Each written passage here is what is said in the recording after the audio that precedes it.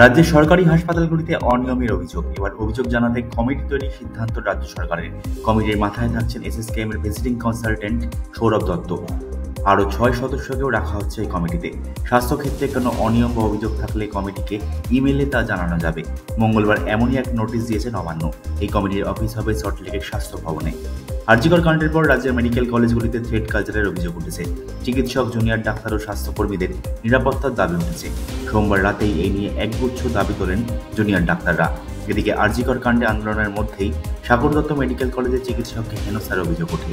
এর প্রতিবাদে ফের কর্মবিরতির ডাক দিয়েছেন জুনিয়র ডাক্তাররা। সোমবার রাতে জিবি বৈঠকের পর পূর্ণ কর্মবিরতি ঘোষণা করেছেন জুনিয়র ডাক্তারদের মঞ্চ। এই পরিস্থিতিতেই রাজ্য সরকার অভিযোগ জানানোর জন্য কমিটি গঠন করেছে। নোটিশে জানানো হয়েছে, সৌরভ দত্ত ছাড়াও রাজ্যের এই কমিটিতে রয়েছেন বারাসাত মেডিকেল কলেজের চিকিৎসক দেবযানী বন্দ্যোপাধ্যায়, রয়েছেন চিকিৎসক যোগীরাজ রায়, অধ্যাপক সঞ্জীব চক্রবর্তী, অধ্যাপক সুনেত্রা কবিরাজ রায়, অধ্যাপক দেবব্রত দাস ও অধ্যাপক স্মার্ত কুলাই।